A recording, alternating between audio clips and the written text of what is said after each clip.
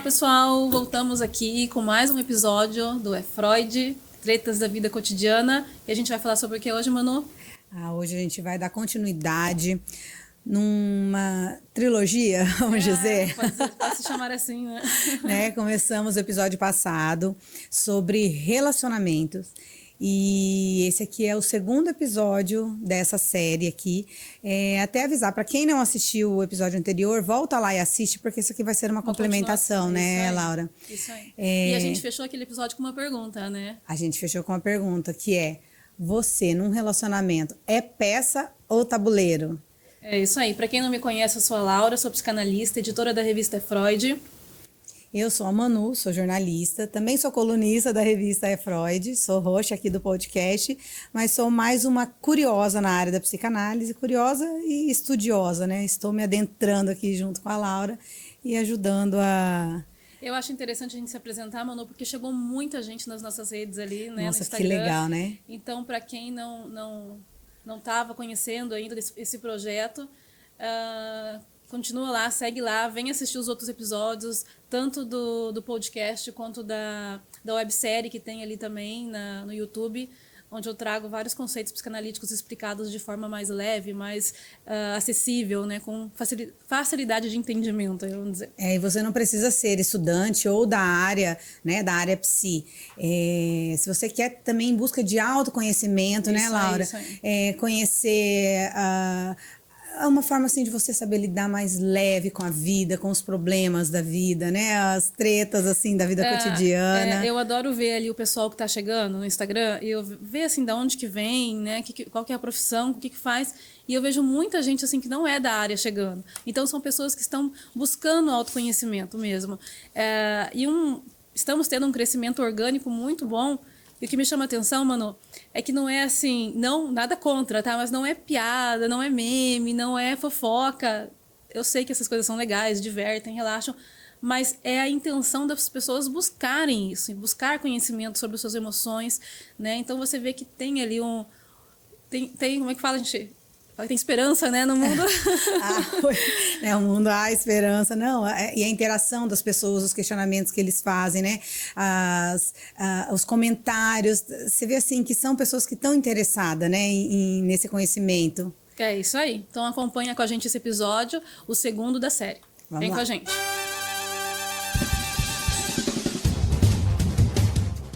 Quem conduz essas conversas são duas amigas que amam mergulhar no que está por trás do óbvio. Laura Godoy, psicanalista, editora da revista Freud, desafia os rótulos e encara o caos humano como matéria-prima de criação. Manu Almeida, jornalista, cantora, transforma sua curiosidade em oportunidades únicas de compreender e expressar as singularidades. Juntas, elas atravessam temas como desejo, relacionamentos, traumas de infância, culpa, amor e tretas. Muitas tretas.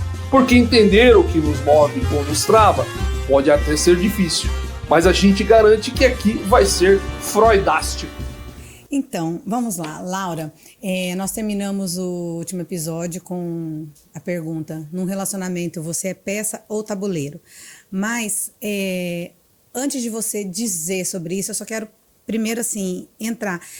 O que significa ser peça ou tabuleiro? Por acaso é um jogo de tipo quem manda e quem é mandado? Jogo de poder, né? Eu acho que fica um pouco confuso quando se fala assim de se você é peça ou tabuleiro, né? Parece assim que um controla o outro e o outro se movimenta. E não é essa questão, né? Não é questão de poder. É questão de um lugar psíquico que aquela pessoa ocupa no relacionamento, né? Às vezes você coloca o outro num lugar de sustentação do seu eu, né? Freud falava isso sobre lugar psíquico. Para ele era uma questão de economia e libidinal, tipo a quantidade de energia que você investe naquele relacionamento, né? Então você coloca o outro ali, na verdade o seu eu é todo moldado em função desse outro. Então ele é como se ele tivesse a função de um pilar, ele te sustenta, né? Então esse é o perigo do fim de um relacionamento, quando uma pessoa tem essa dinâmica, né, de colocar todo esse investimento libidinal nela, toda a energia dela nesse outro. Então é garantia, né, a gente sabe. E já Lacan, ele vem e ele traz, Manu, a questão do lugar psíquico como o outro molda o seu eu é moldado pelo outro, pela linguagem. Né? Então, desde pequeno a gente nasce, os nossos pais nomeiam a gente, né? Ai, que fofinho, ai, que criança arteira, menino danado, bagunceiro. Então, vem daí também no relacionamento. As pessoas, o outro nomeia a gente, valida a gente, ou até o que a gente pode desejar dentro de uma relação. Né? Então, é esse lugar assim que o outro se aliena ao olhar né, do parceiro. Não, eu perguntei porque, assim, a primeira eu, né, que não sou da área psi, tô quase ali, né, já tô... Tá me ouvindo. Quando falou peça ou tabuleiro, a gente imagina, assim, aquele joguinho, né, a pessoa, tipo, mandando, ó, vou te colocar aqui, você vai fazer isso, você... Então, a gente parece uma noção, como se indicasse ali, quem tá jogando, quem tá... Isso aí pode ser considerado um jogo dentro do relacionamento? Então, quando você pensa nisso, quando a gente usa essa metáfora de peça ou tabuleiro, a primeira coisa que a gente pensa é num jogo. E o jogo é uma disputa, né? Tem que sair um vencedor, tem que sair um perdedor ali, vamos dizer. E não deixa de ser. Se você entra nessa dinâmica de um relacionamento onde um vai comandar e o outro vai ser a peça, vamos dizer assim, não acaba bem, né? Só um sai ganhando. Então, quando a gente fala aqui em ser peça ou tabuleiro, o que é a peça? A peça, imagina o peão ali, ela se movimenta num jogo de xadrez. Ela se movimenta conforme o movimento do outro. Você faz um movimento, eu vou lá, faço o meu. Ou eu tô me salvando, ou eu tô te comendo ali, né? A peça é isso. Então, ser peça é isso. Você se movimenta conforme o movimento do outro. Então, você acaba ficando ali num lugar se ajustando. Você ajusta seu humor, você ajusta a sua fala, você ajusta, né, o que você pode... É a forma como que você se apresenta ali dentro, né? Isso, você vai se adaptando, né? Se adapta. E o que quer dizer tabuleiro? O que você imagina assim, de tabuleiro, quando a gente fala? Se a peça é esse lugar que se movimenta conforme o movimento do outro, o que você enxerga como tabuleiro? O movimento do outro, né?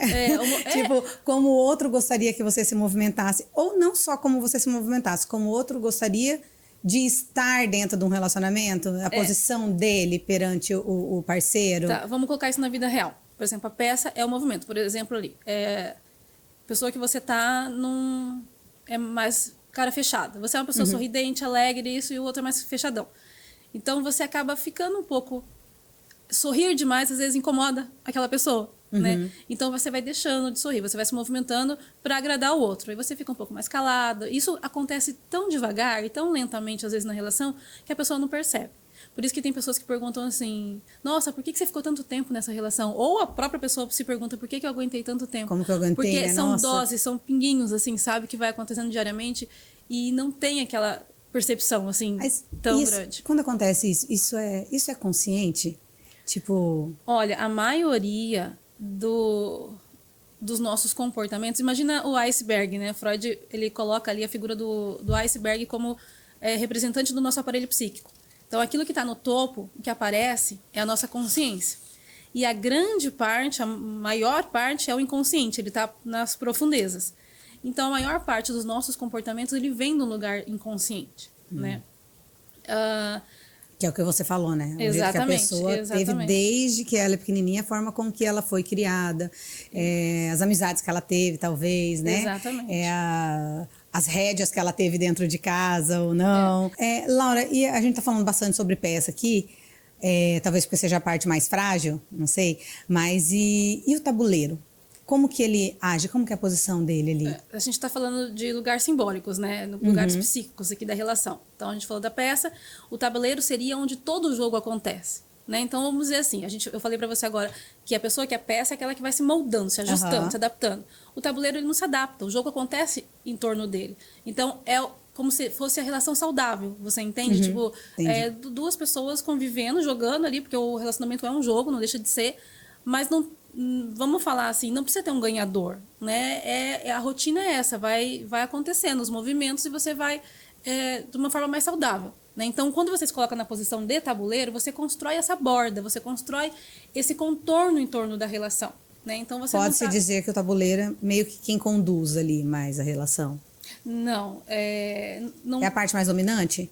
Não, é porque não existe parte dominante. Entendi. Você entende? Tá. Não tem ali quem tá... Não é questão de poder, como a gente diz. É natural, né? Exatamente. Acontece. Então quer dizer assim, que num relacionamento dificilmente vai haver peça e peça e tabuleiro e tabuleiro. Deixa eu tentar explicar pra você de uma forma diferente. Por exemplo, você e seu marido, tá? Vamos dizer assim. Você, na sua visão, você precisa ser tabuleiro. Você precisa ser o palco onde tudo acontece e ter esse contorno, ter essa borda. Ou se você for a peça do tabuleiro dele, você vai tentar se encaixar ali no lugar que não é seu.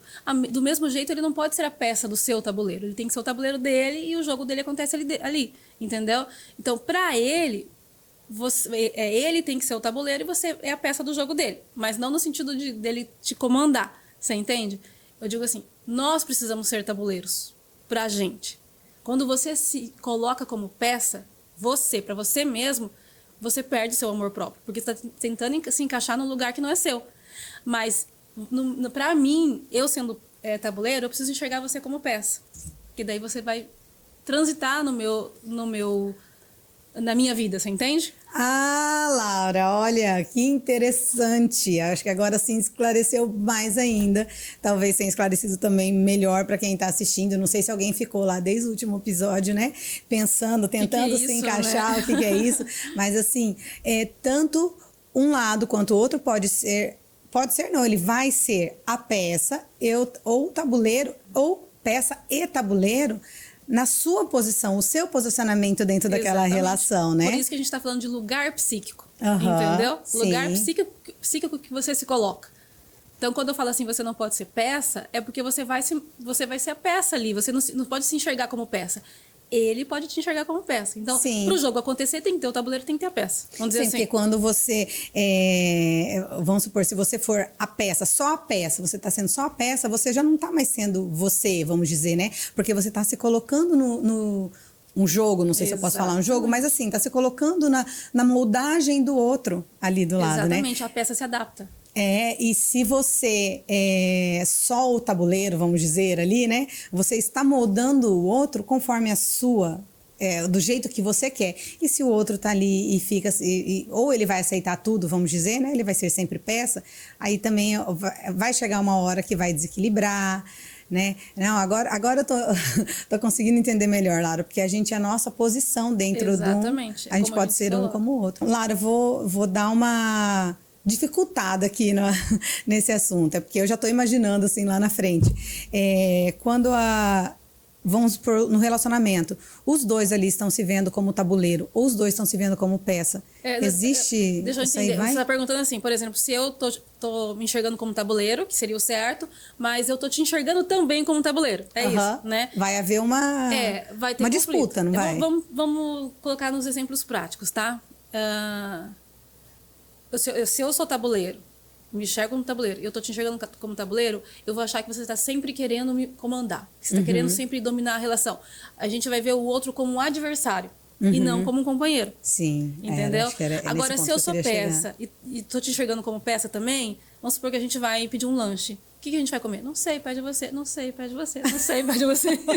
Sabe aquele que não sai do lugar? Sei. Mais ou menos isso. Eu não sei se é essa a pergunta que você está fazendo. É isso mesmo. Talvez até seja saudável, né, assim, para a relação, quando há um equilíbrio, de que tenha um que consiga conduzir melhor, não é? Exatamente. Tipo, funciona a partir desse lugar psíquico. Você entendeu? Entendi. Seu lugar, o lugar que você se coloca. Porque tem muita gente, às vezes, aí como disse o Freud ali, da constituição do eu ser todo baseado no outro. O outro me sustenta. É quando eu me coloco como peça. Você entende? Entendo. Então eu vou construindo quem eu sou a partir do outro, a partir do que ele quer que eu seja. E aí vem aquela pergunta, né? Não é mais quem eu sou, é quem eu preciso ser para ser amado. Existe regras para um jogo, assim, vamos supor, para continuar no equilíbrio? Nesse caso da metáfora aí da peça tabuleiro, né? Sim. Eu acho que tem que ter, né? Tem que ter uns combinados, uns certos combinados. Mas precisa ser muito claro. Sim. Né? Tem umas regras invisíveis, que a gente até citou isso, acho que no episódio passado, que às vezes vai vir um conflito. Por exemplo, um rapaz que começou a namorar a moça ali, ela sempre usou uns vestidinhos, tal, mais curto e tal, o jeito dela, é como ela se gosta de se vestir, se sente bem. E aí começou assim o relacionamento, era lindo, maravilhoso, de repente começou a namorar, aí vem aquela questão de quem tá dominando, quem tá assim, é o meu jeito, eu não gosto, eu acho muito vulgar, e barará, barará, e começa a controlar. E a menina deixa de vestir aquilo, né? Então começa a vestir mais calça jeans, não sei o quê. Então é como se ela estivesse deixando de ser quem ela é, quem ela gostava de ser, mas em que momento do começo da relação isso estava explícito ali? Onde que ela assinou que ela nunca mais ia usar vestido, você entende? Onde que ela assinou que ele assinou que ele teria que aceitar, vamos dizer, tipo, um aceitar o outro do jeito que o outro é. Tipo, ela aceitar que não vai vestir mais e ele aceitar que ela vai vestir, mas agora né? você me fez uma pergunta que veio na minha cabeça assim. Ele conheceu ela assim. Ele se apaixonou por ela assim. Ela era assim. Por que ela tem que deixar de ser assim? Só porque a história dele, plenamente. a história dele é diferente, entendeu?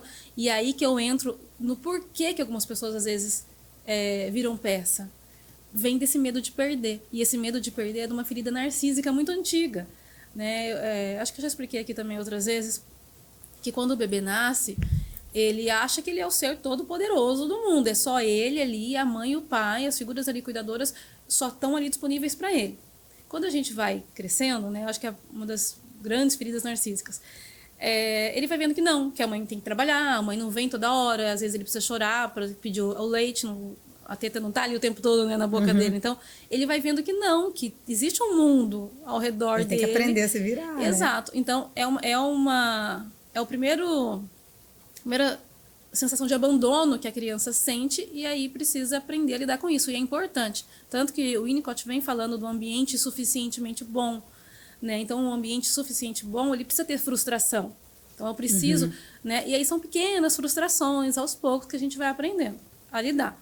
Agora, vamos colocar assim, uma criança que a mãe ficou doente, vamos supor, no parto ali, e aí o afastamento, teve um afastamento muito grande, de muito tempo. Ou o pai ou a mãe, a figura cuidadora, principalmente a mãe, porque é a mãe que tem essa questão de cuidado, né, da amamentação e tudo mais, teve que se afastar por muito tempo. Uma criança já grandinha, vamos dizer assim.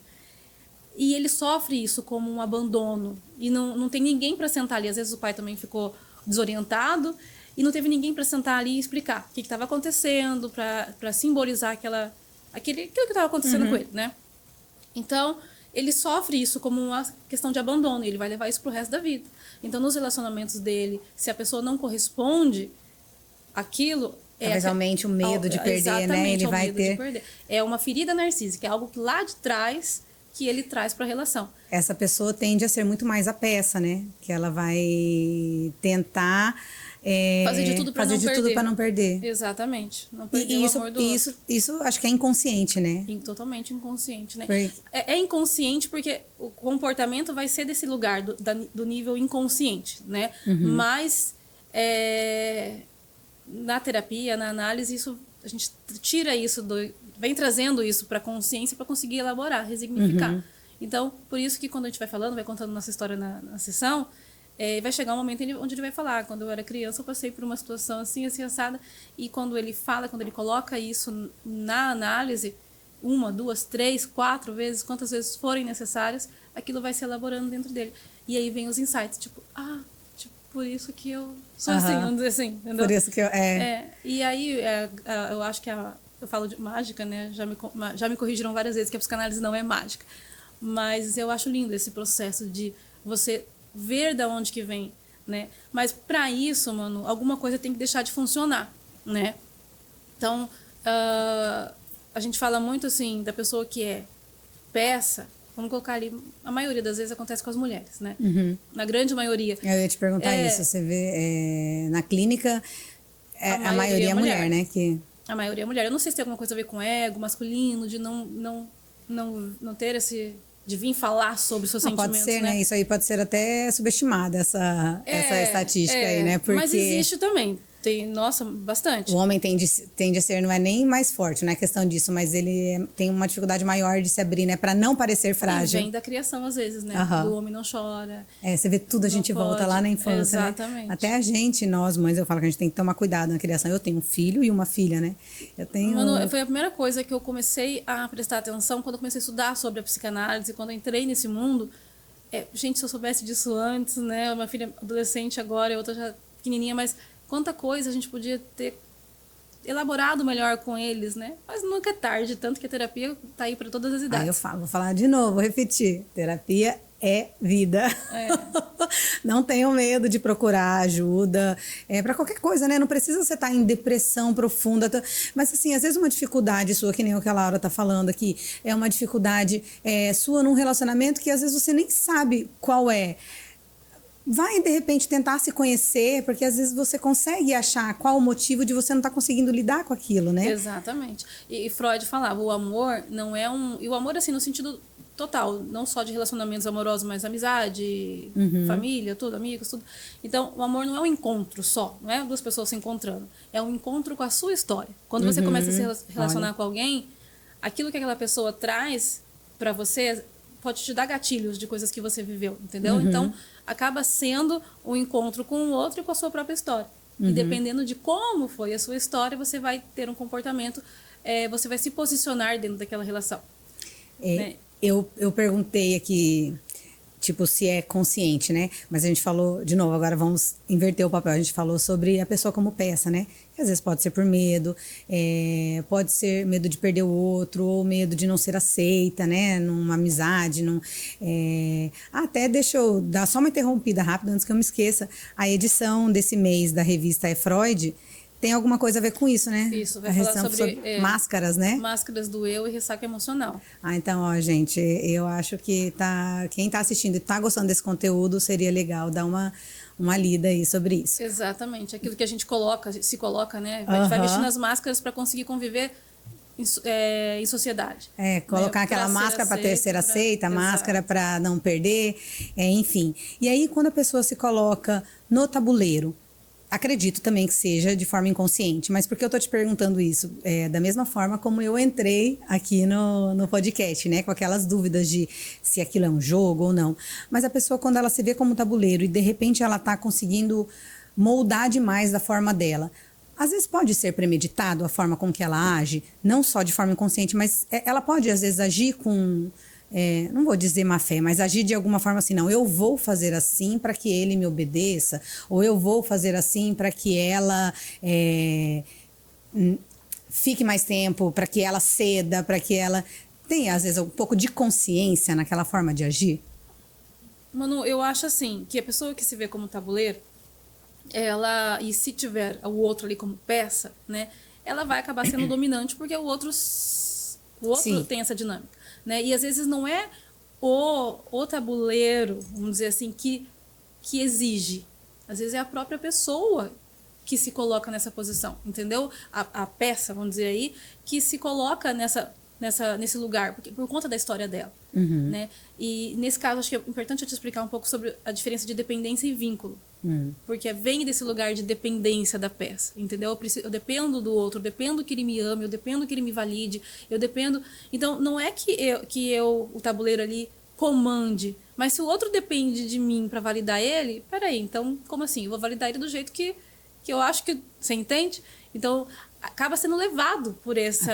entendi. Né? Só que aí tem muita gente que termina relacionamento porque para de admirar o outro, né? Tipo, a pessoa que se entrega demais... então, depende muito da situação. Né? Tem gente que gosta, vai gostar, vai despertar um lado narcísico dele ali, né? De ser o bambambam da relação. Mas tem pessoas que vão falar, não, isso aqui não é pra mim, eu não quero uma pessoa assim, eu não quero uma pessoa submissa, eu não quero uma pessoa abaixo de mim, eu quero alguém que cresça comigo, eu quero alguém que me leve também junto. Acaba sendo aqueles relacionamentos melancólicos também, a pessoa tá ali sempre gemendo, se você não me ama, você não... Então... Você consegue enxergar isso na vida, sim, vida do dia a dia? Então, ou seja, né, até para quem é tabuleiro também não... E Manu, a dependência, ela explica muito o medo, o ciúmes exagerado, aquela obsessão pela pessoa. E dependendo, ninguém aguenta viver assim, né? Aquela dinâmica de me ame, onde você tá, o que você tá fazendo, né? Então, a dependência acaba virando esse controle obsessivo na relação. E você falou isso agora, eu lembrei aqui de uma música que eu falo assim, que ela parece bem romântica, né? Parece super lindinha. Tem gente que ouve a música, que é em inglês, né? Às vezes não presta atenção na letra, na tradução, ouve achando assim que é a coisa mais romântica, mas eu acho que ela é assim, um manual total assim da dependência, da vigilância e do controle, que aquela Every Breath You Take é do Sting, o The Police gravou, né? E ele fala assim, né? Cada passo que você dá... O ritmo dela é bem assim, né? Gostosinho e tal. Mas você fala, ó, cada passo que você dá, cada suspiro que você dá, eu sempre vou estar te assistindo, sempre vou estar te olhando, né? Vou estar te acompanhando. E fala assim, ó, desde que você me deixou, eu tô perdido, eu não consigo mais viver. Parece assim uma dependência que ele tinha, mas ele não conseguiu perder o controle, porque ele continua ainda vigiando cada passo que a pessoa dá, sabe? Como isso parece romântico, de repente dá medo, né? Falei, oi. Até a pessoa coloca, até quando a pessoa faz aqueles... um casamento, coloca a música lá como entrada, achando que a música é super romântica, mas assim, a mensagem que ela tá passando não é... É outra coisa, né? E isso, é aí que tá, eu tinha te falado de demanda, de dependência e vínculo. Isso é uma dependência, né? Ele ficou dependente dela, e ele quer dizer. E o vínculo já é diferente. E você pode pensar, assim, isso de dependência e vínculo quando você pensa no possível término. Ninguém começa a namorar ou tá casado pensando em término. Já pensando em terminar. Né? Mas aquela pessoa que pensa que a vida dela vai acabar porque o relacionamento acabou, o ego, a energia está toda investida no outro. Né? O vínculo ali não tem isso. O vínculo, o outro é importante, mas não é tudo. Sabe? É muito importante. O amor da minha vida, mas não é tudo. Tipo, eu sei quem eu sou além dele. Né? E isso é importante a gente se perguntar. Tipo, você sabe quem você é além do seu relacionamento? Né? Você tem você valida a sua história, a sua quem você é, a sua essência? Né? Sim. Laura, você está falando assim a questão do relacionamento. Deixa eu tentar só dar um viés diferente. Essa questão de jogo tabuleiro serve tipo para a vida pessoal? Trabalho, por exemplo? Os relacionamentos interpessoais ali dentro de uma empresa? Isso tem a ver também ou não? Isso seria só num relacionamento a dois? Deixa eu te fazer uma pergunta em relação ao trabalho. Duas posições diferentes. No trabalho, você manda um currículo para uma vaga específica. Sim, você manda currículo para um relacionamento, né? Para um amigo. Vou te mandar meu currículo, você decide se você quer ser meu amigo ou não. Não acontece isso, não, né? Então, tipo, no ambiente de trabalho, eles querem tais funções, tais desempenhos que você tenha para ser aceito ali naquele trabalho. Então, tem ali Ele vai procurar no currículo, né? O que a pessoa onde ela já trabalhou, exato, né? As referências. Então, essa questão ou também tem aquela pessoa que coloca lá, eu falo inglês fluente, chega lá na hora do trabalho, não fala, né? Ela mente. Então é mais ou menos desse lugar, entende? Agora, entendi. O seu relacionamento com seus colegas de trabalho, aí entra nessa dinâmica, né? Eu tô perguntando assim, porque eu lembrei, vou puxar aqui uma treta da vida cotidiana, né? Lembrei da questão da Britney Spears, né? Quando ela começou a entrar naquela fase mais degradante, né? Tava sempre alcoolizada, aparecia em vídeos, né? Que tava aquela imagem péssima dela e de repente a família interviu, se eu não me engano. O pai, né? Parece que tomou... posse de todos os bens dela, do dinheiro dela, e acho que ganhou até judicialmente, né, do controle, né, ali, assim, eu vejo essa relação ali dela com a família, não sei se é só com a família, mas talvez com empresários, eles estavam ditando o que ela tinha que fazer, eles estavam ditando como ela ia poder gastar o dinheiro, onde ela ia se apresentar, se ela ia tocar ou não. Eu vejo ali essa cena, ela total como uma peça e por trás um tabuleiro ali tentando comandar, e de repente assim teve vídeos depois quando ela começou, acho que talvez melhorar, que aparecia ela dizendo que ela precisava, né, tomar conta da vida dela de novo, e não sei, isso tem relação a isso? Essa questão de ser peça ou ser tabuleiro? Você vê ali que quem decidiu que ela não estava, né, o pai foram tomar o controle das coisas de volta dela, mas às vezes não estavam aceitando quem ela era, né? Eu não conheço muito bem a história dela, mas o que me lembra aqui, quando você fala isso?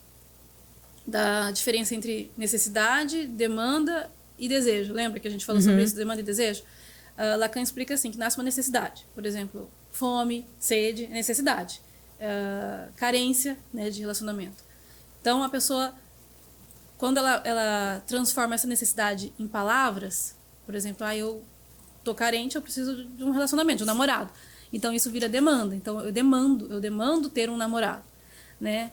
E a questão do desejo é o resto que fica daquela demanda. Vamos dizer, eu tenho um namorado, mas é possível esse namorado te amar incondicionalmente? Ele vai estar ali 100% grudado com você? Ele vai estar, né, fazendo tudo que você deseja? Não, sempre tem um resto, né? Tem aquele resto. E esse resto vira o desejo.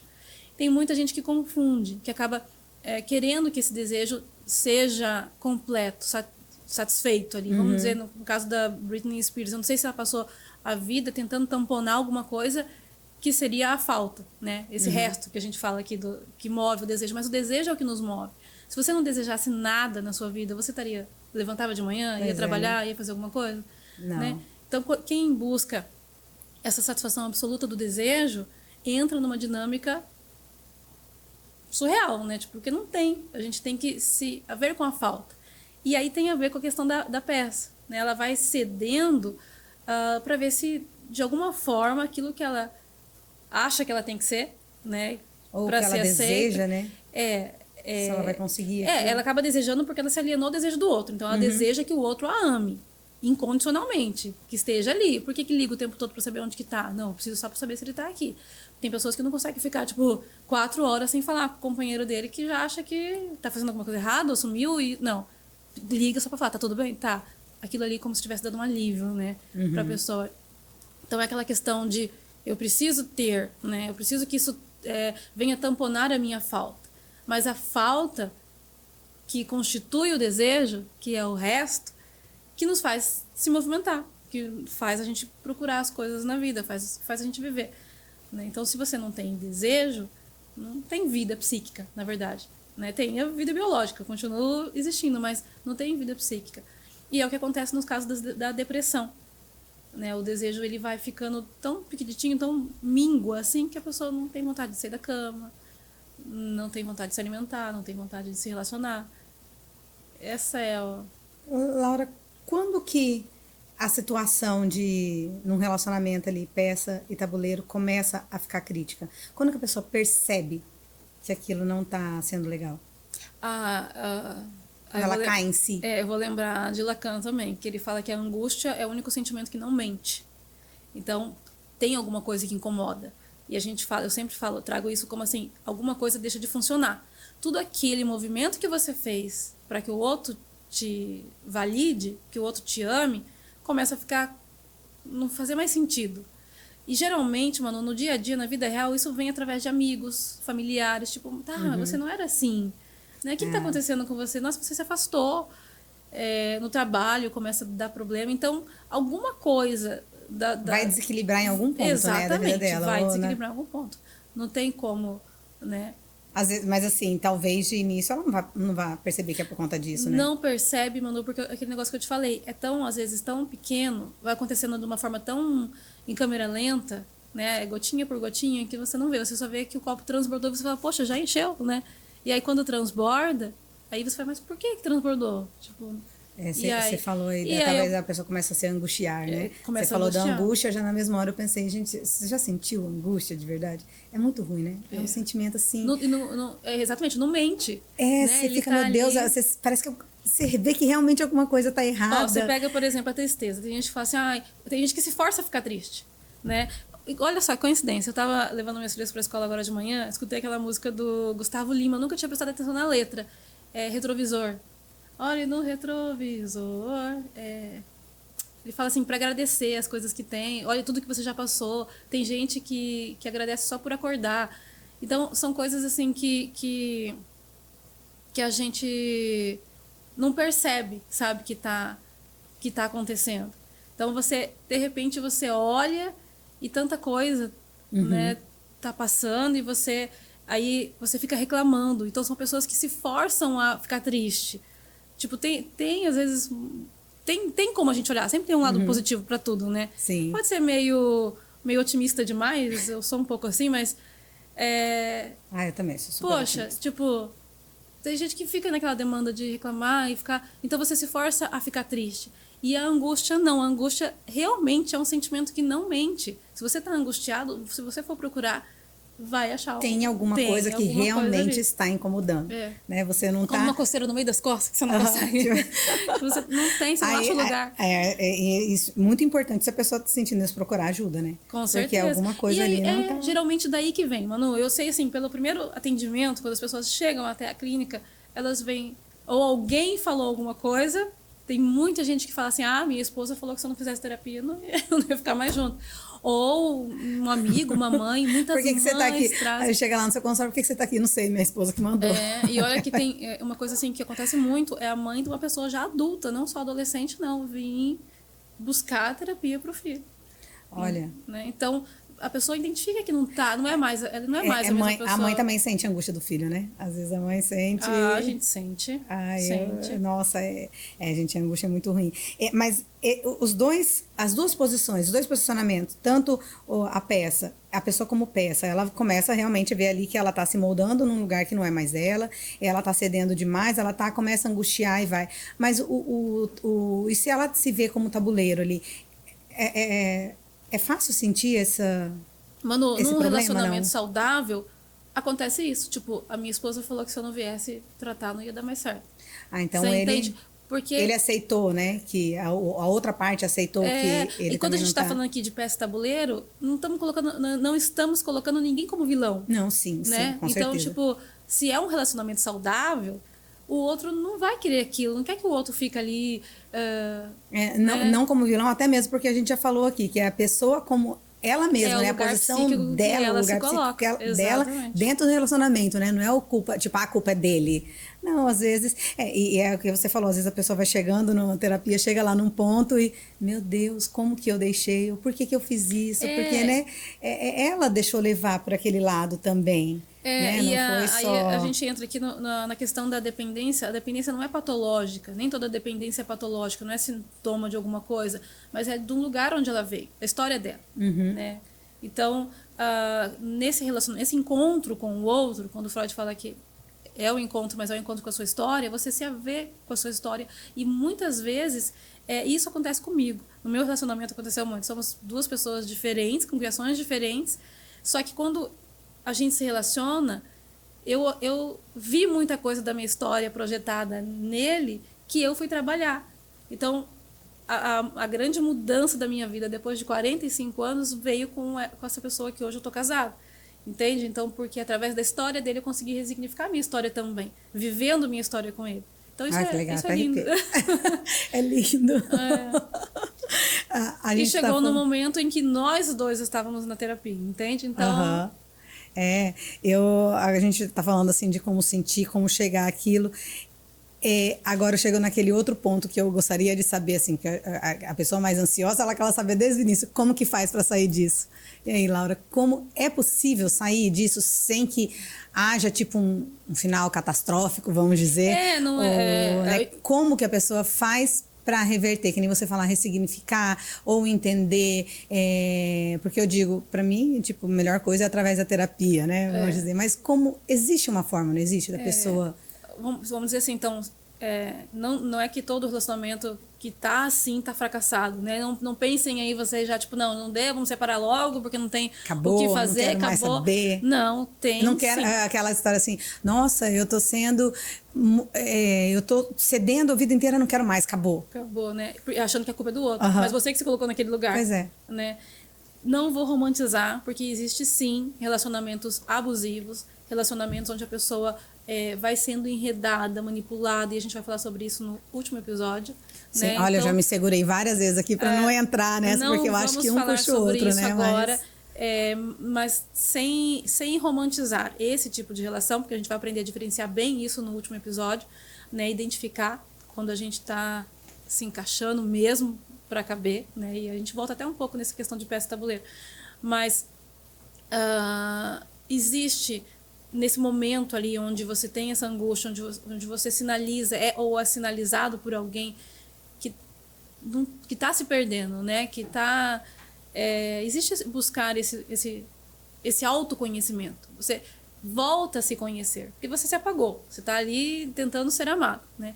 E o melhor lugar, o lugar mais seguro para isso acontecer dentro de uma sessão de análise. E eu não falo só psicanálise, mas terapias em geral. Cada um descobre ali o que faz sentido para a abordagem que faz sentido, né? Eu vou falar sobre o que eu sei, porque eu entendo que é a psicanálise. Mas a gente volta lá nesse lugar, lá nessas feridas narcísicas, né? Para resignificar essa história. Então, eu acho que a palavra que descreve, Manu, como sair disso é autoconhecimento, amor próprio. Uhum. E não é uma coisa fácil, né? Não, mas também não é impossível. Não, com certeza. E às vezes pode ser mais fácil do que você pensa, tipo, depende muito. Aí eu falo, tem sessões de análise que a pessoa faz 1 ano, 2 anos, até antes, vem mudanças assim muito significativas. Mas tem outras que duram, tipo, uma vida. 5, 6, 7 anos. Porque existe muita resistência. Falar né? que ela aceitar, né? Ela vai para minha frase favorita, aceita que dói menos. Não é isso, mas não estou dizendo aceitar o relacionamento da forma que tá. Eu digo aceitar que que alguma coisa tem que ser mudada, aceitar que você tem que se amar mais, aceitar que você tem que ser prioridade na sua vida, né? Aceitar que não é o outro, essa né? Essa frase que você coloca, ela é muito interessante, mas depende muito. Aí que tá o lugar psíquico. Se a pessoa escuta essa frase e pensa exatamente como você, tipo, não, eu aceito que eu preciso melhorar, eu aceito que eu preciso evoluir. Ou aquela que fala assim, deixa, eu não vou brigar porque eu não quero, tipo, aceita, não quero ficar discutindo porque deixa. É aquela pessoa que cede, com medo de entrar no embate e aquele embate levar ao fim, ao término, né, da relação. Mas será que pode ser por preguiça também? Não, é mais medo mesmo. Ou a preguiça talvez seja uma máscara para não... Eu acho que sim. Eu acho que a preguiça é mais uma máscara... Para não falar que tem medo, ou para não aceitar que tem medo, né? Não admitir que tem medo de perder. Porque tem momentos que a gente precisa se posicionar, né? Precisa... E se você... Não existe preguiça não se posicionar. Tem aquela questão que fala, que se romantiza muito, tipo, eu prefiro ter paz do que ter razão. Depende, né? Tipo, da situação. Então, tem gente que usa esses ditos populares, usam essas frases para não se colocar no embate com o outro, né? Outra coisa que fala muito sobre isso é a pessoa que acha que é uma discussão. Aconteceu isso com a gente esses dias, né? A gente estava conversando. Eu tenho um pouco disso meu. Eu falei para você, não gosto de discutir política. Você falou política não se discute. Não se discute. Mas você me colocou assim, não, Laura, se discute, porque discussão não é só briga. E na minha cabeça, tipo, quando eu uso a palavra discussão, é uma briga, né? Então, para mim, não se conversa. Não, conversa-se sobre política, mas não se discute. Mas você me colocou uma outra visão. Eu achei muito interessante. Tipo, não, se discute, porque quando a gente está conversando, é uma discussão, né? Uhum. Mas quando para mim, a palavra, né, o símbolo, a significante discussão tem uma outra simbologia, né? Sim. Por isso que aquela frase de Lacan, também hoje de Lacan está sendo citadíssimo aqui, fala, eu sei o que eu falei, eu não sei o que o outro escutou. Pois é, isso é verdade, né? Tem até aquela história... Isso traz muito problema nas relações também. Aquela história que a gente fala, assim, por exemplo, você fala da quinta série, né? Você fala alguma coisa que tem uma conotação ali sexual, vamos dizer, mas você diz um negócio e o outro fala, você tá... Na verdade, é o que o outro ouviu, né? Tá na cabeça de quem? Fala assim, não, está a maldade está na cabeça de quem ouve, né? Exatamente. Que é o que você acabou de falar. Você falou uma coisa, mas você não sabe como que a pessoa ouviu aquilo. Não, isso é a mais pura verdade. E quando a gente fala isso na questão de se posicionar, né? Você me perguntou como se sai disso. Eu falei para você, autoconhecimento e amor próprio. Quando uma relação não é saudável, vamos dizer assim, se o outro busca uma terapia, ele começa a mudar e ele começa a deixar de ceder, ele começa a deixar de fazer aquele ali que tá mal intencionado, ele vai falar assim, nossa, você é egoísta, hein? Por que tá mudando agora? Tipo, ele não vê a mudança do outro como algo positivo. Uhum. Ele vai achar ruim. Tipo, vai achar que que é um ato egoísta. E não amor próprio não é egoísmo, é acolhimento. Né? No próximo episódio eu vou te fazer essa mesma pergunta, porque eu sei que vai ter uma resposta diferente. Eu já tô dando um spoiler. Não é nem spoiler, porque a gente nem gravou ainda, né? Nem fez ainda assim o que a gente... Nem procurei os assuntos, né? As três que saiu, eu tenho certeza que vai ter um monte de treta que a gente vai citar, vai ter vários casos aí que a gente vai colocar. Mas assim, qual a pergunta que eu quero te fazer agora? Tipo, vamos supor, como sair disso? Nesse caso aqui, que a gente tá falando mais sobre um equilíbrio, né? A pessoa enxergar que essa posição não tá legal, vamos tentar, através de uma terapia de autoconhecimento, amor próprio, vai ter um desfecho legal, né? Tipo, o relacionamento pode mudar, aí pode virar assim... E pode acabar numa boa também, E pode né? acabar numa forma boa. Eu acho que... Eu vou fazer essa pergunta de novo para você lá no outro, que eu acho que, na minha visão, eu acho que quando a situação já está muito mais pesada, quando há aquela coisa abusiva, acho que não tem uma forma de ressignificar, né? A gente vê que tem alguns términos que acabam... Eu vejo notícia aí de um ex que botou fogo na casa da outra, Nossa, que tá atual, né? Feminicídio, então tem muita coisa que acontece. Mas não vamos entrar nisso agora, pra gente não pesar esse clima mais light que a gente tá nos bons relacionamentos. Mas vamos falar sobre isso sim, que é muito importante. Essa forma aí, que eu tô perguntando, essa forma de ressignificar, de continuar, eu acho que não... Eu vou agora falar como família.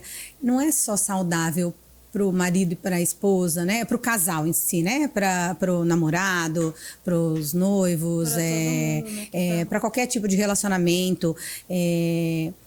Mas quando existe uma família inteira agregada, isso é legal para os filhos também, não é?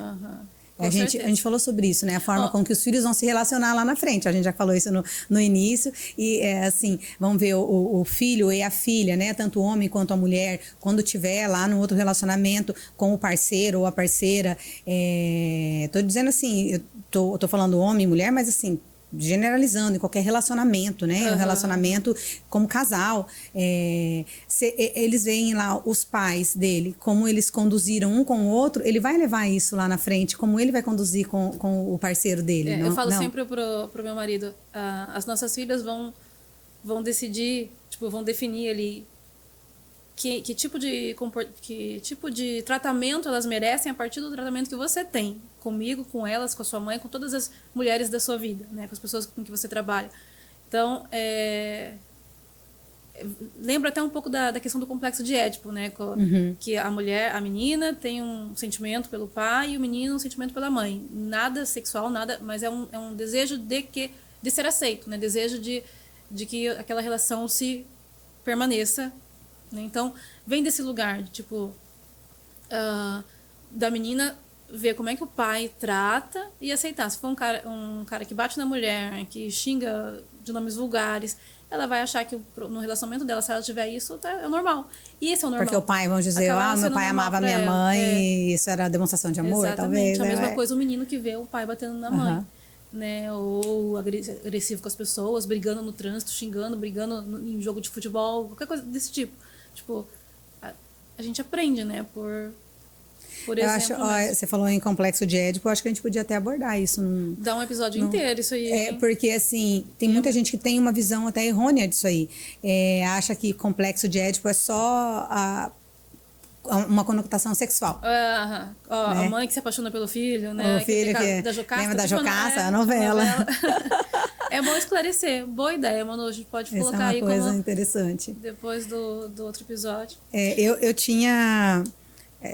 a gente se apresentou no início, eu não falei, mas eu vou falar que eu sou vocalista de uma banda também, então, assim, minha vida é muito ligada à música. Então, todo episódio eu sempre cito. Eu já citei aqui a música Every Breath You Take. E tem uma outra...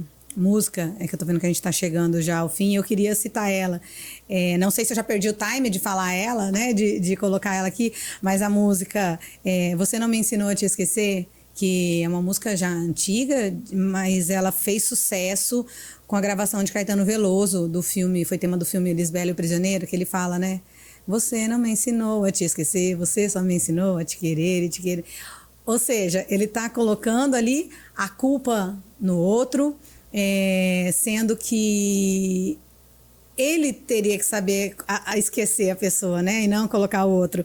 E uma outra música também que eu acho assim que seria legal ouvir Ouvir com outros olhos, né? Faz sentido. Né? Ouvir com outros olhos a música Irreversível do CPM 22, que ali assim, a pessoa já saiu do jogo, né? Vamos dizer lá, a peça, né? E o tabuleiro, ela já saiu do jogo e ela reconheceu que houve erros, houve escolhas erradas, mas que a vida segue e vai, tá aí, gente, fica aí as 3 músicas que eu acho que vocês deveriam ouvir e pensar em relação a isso. Quando você fala assim, Você Não Me Ensinou a Te Esquecer, né? Dessa música, essa questão, essa dinâmica aí de você instituir o seu eu em cima do outro como uma sustentação, quando o relacionamento termina, você não perde só o outro, você se perde. A sensação é que eu me perdi, tipo, eu não sei o que eu sou a partir daquilo ali, né? Então, por isso que às vezes dá esse colapso. Às vezes parte para agressão, parte para alguma coisa ruim, né? Ou a pessoa se desorganiza e se desampara totalmente. Porque ela não perdeu só a pessoa, ela perdeu a si mesma. Quando você está tão enredado... Perdeu a referência que ela tinha, né? Exatamente. A pessoa que validava, a pessoa que olhava, a pessoa que estava ali, né? Eu só vivo porque eu tenho essa pessoa. Parece loucura, tipo assim, não, isso não existe. Existe, né? Muito, muito, muito, muito. Nossa. A Laura, ela sempre me pede, assim, para trazer tretas da vida cotidiana e eu procurei várias coisas, assim, lembrei de alguns episódios, mas eu achei um pouco delicado de comentar aqui, por quê? Porque eu acho que vai ter muito mais coisa pra gente falar no próximo, como teve alguns assuntos que a gente falou no episódio passado, porque esse, assim, peça e tabuleiro ali é uma coisa que nem você falou, como a pessoa se posiciona ali. E alguns relacionamentos que a gente vê na internet, no Instagram, a gente não sabe, não vive a vida deles para saber qual a posição que eles estavam lá dentro, né? Eu acho que isso é uma coisa ali, bem, né? Como você falou, é bem de autoconhecimento, bem de como a pessoa se vê, como ela, né, está agindo ali dentro. A gente só sabe o desfecho depois, né? E por quê? Não, ele estava se colocando como peça. Estava colocando como... ali não estava sustentando por causa disso. Não, a gente não sabe. Então, assim, eu achei meio delicado ter que trazer algum assunto que eu supostamente achava que, né? A gente vê as notícias, né? Por exemplo, teve o término do... A gente começou os episódios falando da Virgínia, do Zé Felipe, do pessoal todo ali. Na noite de Natal, eles estavam juntos, a Ana Castela e eu, de repente já não estava mais no Ano Novo. Então, as pessoas ficam se perguntando, como assim? Tipo, da onde? O que aconteceu? Alguma coisa aconteceu? Não, alguma coisa muito grave aconteceu. Eu até falei da outra vez que eu estava achando muito legal o casal. Teve um término recente agora, que foi da Paula Oliveira e o Diogo Nogueira, né? Que um monte de gente comentou, assim, porque também era um casal muito... Mas, assim, não tem o que a gente falar, que eles... né, terminaram de forma amigável, muito legal, apesar de que eu fiquei triste com esse término. No fundo, eu acho que a gente nunca sabe. É uma coisa assim que é só eles, né? Sim. Só eles viveram, só eles jogaram esse jogo, né? Não tem como a gente só eles, colocar. Não tem como a gente colocar. E no final, assim, Manu, dessa questão toda, eu acho que a pergunta até muda. Em vez de perguntar, você é peça ou tabuleiro, eu acho que a gente pode se perguntar se você tem um lugar nessa relação. Né? Se você tem mesmo um lugar nessa relação. Você, né? A pessoa. Tipo, o que você tem um lugar nessa relação. Porque no próximo episódio a gente vai falar justamente sobre isso, né? Sobre quando não há lugar, quando não há vínculo. E quando não há vínculo, quando não há lugar, o que tem? Tem violência. Violência psíquica, violência física. E é sobre esses relacionamentos abusivos que a gente vai falar no próximo episódio. Laura, eu acho que a gente podia colocar, quando estiver mais próximo da gravação... uma caixinha de perguntas ali no Instagram. Algumas dúvidas, né? O que a pessoa, que eles gostariam de saber, isso, né? Seria legal vocês colocarem qual a dúvida que vocês têm em relação a o relacionamento abusivo, né? Pra gente tentar abordar aqui. Tanto das pessoas com quem eu já estive na clínica, como amigos, pessoas que a gente conversa, a pergunta que mais vem é: por quê? Por que ficou? Por que aguentou? Sabe assim? Por que não saiu antes? Essa é a maior dúvida que eu tenho. E é uma questão de subjetividade também, né? Cada um tem a sua história, é uma questão da gente analisar. Mas a gente vai falar muito sobre os sinais, né? Porque existe sim sinais para identificar um relacionamento abusivo. Existe ajuda, né? Não só vou até trazer, tem 2 lugares que eu sei que tem atendimento gratuito para quem precisa, sabe? Então tem muita coisa aí que a gente pode falar sobre. Não, tem tanta coisa que eu já estou até imaginando que a gente vai ter que reservar 1 hora a mais aqui no estúdio ou dividir esse episódio, né? esse episódio em mais parte 1 de e parte 2. Mas Mas enfim, é isso. Acho que é isso, né, Laura? Eu espero que vocês tenham gostado. E a gente como pode eu continuar. adorei, né, Eu acho que a gente pode fazer. continuar essa conversa também ali pelos comentários, né? A gente vai postar Sim. o episódio aí no YouTube ou até no direct do Instagram. Vamos Sim, conversar. a gente Manu conversa, tá a ali gente- também, sempre respondendo o pessoal quando precisa, então vamos lá. Só mandar, gente. Manu, Laura, com quem vocês quiserem conversar, manda ali, vamos nos falando. É isso aí, gente. Muito obrigada por estarem aí nos acompanhando, mais um episódio. E E é sempre muito bom estar aqui com vocês. Até mais.